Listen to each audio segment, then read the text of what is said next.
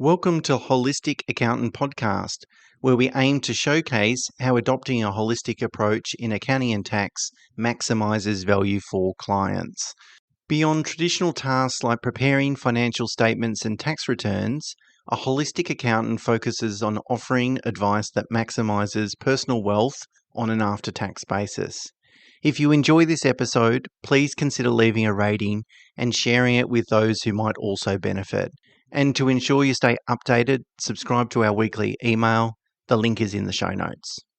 Okay, today Mena and I are going to discuss a pretty popular topic, particularly given where interest rate settings are at the moment. That is relatively high, and that puts pressure on everyone's borrowing capacity. But also, we know that, people start businesses to get ahead for lots of different reasons, but one of them typically is to get ahead financially. And in order to do that, we need borrowing capacity typically, whether we're upgrading a home or investing in property or doing those sorts of things. So how do we go about maximizing our borrowing capacity if we're self-employed, if we're in a business? I mean, that's key. And there's a lot involved in it to sort of navigate that process. And maximizing your borrowing capacity is going to have a compounding impact. Not only is it going to help you achieve your personal and financial goals, but also it's going to position you to be able to potentially buy a better quality asset. So whether it's your home or an investment property, and there's compounding benefits with that as well. As we've spoken about in this podcast many times, building a really good team around you is super important. And that's why we've called the podcast Holistic Accountant, because we think accountants should be able to bring either a team approach or,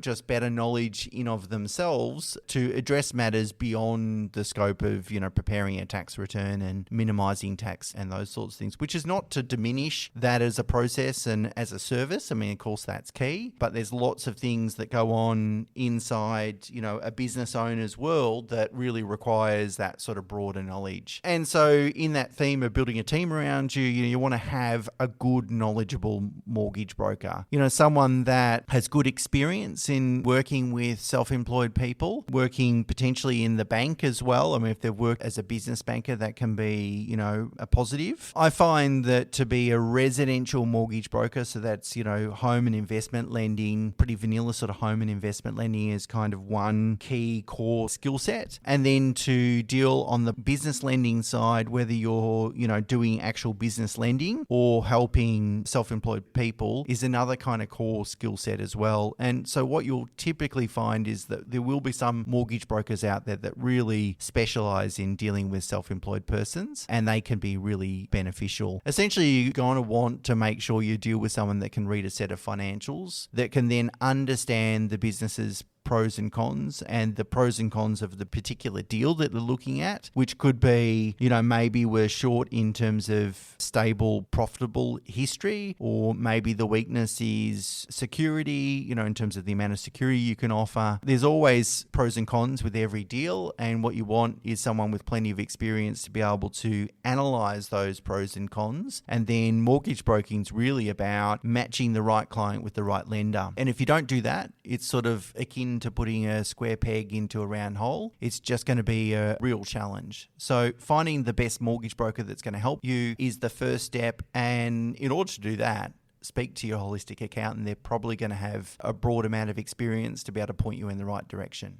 That's right. They generally have a good network of contacts to help in all sort of finance facets. But I can't emphasize enough how important it is to have a knowledgeable broker. I've dealt with some brokers who promise the world they're great salespeople but can't read a set of financial reports to save their life. And you get a good sense of that with the questions that they ask your accountant when trying to put a deal together. So if you're starting to get that sort of vibe, then pull the plug before an application goes through. Now, there are certain things that your broker and holistic accountant should work with to improve your overall serviceability of a loan. So when it comes to servicing a loan, a bank looks through the financial reports, and there are certain add backs that they remove as an expense from your business to basically improve your overall profitability. The two most common ones are interest and depreciation. Now, basically what the bank is trying to do is remove one-off type of expenditure to determine what the actual maintainable earnings of the business is. So if you don't have a knowledgeable banker or broker, things such as, for example, amortization or car loan interest, which don't typically fall within the certain categories of depreciation or interest, but are actually depreciation and interest, they won't get added back. So this could actually have a huge impact on your ability to borrow. So, having either a broker that goes in and bats for you to sort of explain what these one-off expenditure is, or having a lender that understands it, or even a holistic accountant that can reclassify these in the appropriate category so that the bank can accept them and add them back.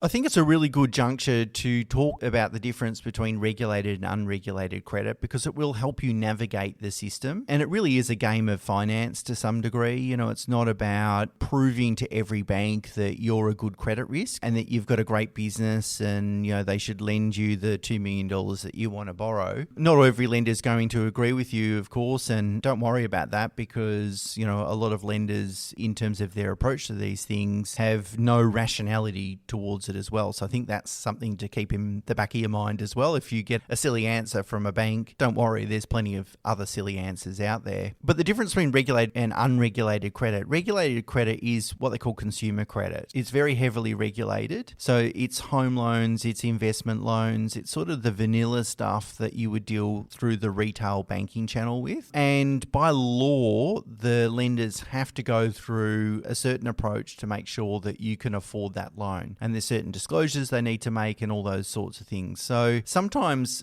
dealing with regulated credit can be an impediment to getting a loan approved. So for example, you might have a fantastic business that has a lot of contracted revenue, but you just don't yet have the history there. And in a regulated credit environment, a bank might have to say no, that there might not be any other alternative for them. Whereas unregulated credit is business credit, business loans and those sorts of things. They're going to have more flexibility, typically, both with a credit policy perspective, but they don't have the challenge of having to deal with all the compliance issues. And so that's when they can apply, dare I even say it, a more common sense approach to an approval. So give an example of how this sort of works out and how we use this to our advantage. We're currently working on a loan for a client that we obviously act as financial advisors and accountants for, and they're going to go and upgrade a family home. And so what we are going to do is we're going to borrow the majority of the finance to do that against the business itself. In fact, what we're doing is restructuring the business. Not only is that super tax advantageous to them, they'll save about $70,000 a year in tax liabilities, but also it allows us to get most of that lending through an unregulated credit channel. And then we need a small amount of home loan, non-tax deductible home loan, to sort of top it up to go and do that home upgrade. And so by structuring like that, it's going to help us, or at least make it a lot easier to get an approval. Whereas if we put that through a fully regulated channel, that's going to be really difficult to get. So again, a broker is going to know this. Well, you certainly want to be dealing with a broker that understands the differences and that can kind of navigate and structure a deal to sort of help you through,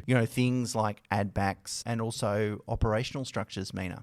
Yes, so a lot of banks actually allow you to use a corporate tax rate when determining serviceability. So what that means is, instead of your business profits being assessed in your personal names at, say, 47% at the top marginal rate, if you have a corporate entity, whether it be your actual operating entity or a corporate beneficiary, the bank will allow you to use the company tax rate of 25 or 30%. So, 17% plus differential in tax can have a huge bearing on how much you can actually borrow. So having the right structures in place and working with the right brokers and your accountant is really important to help you maximize your borrowing capacity.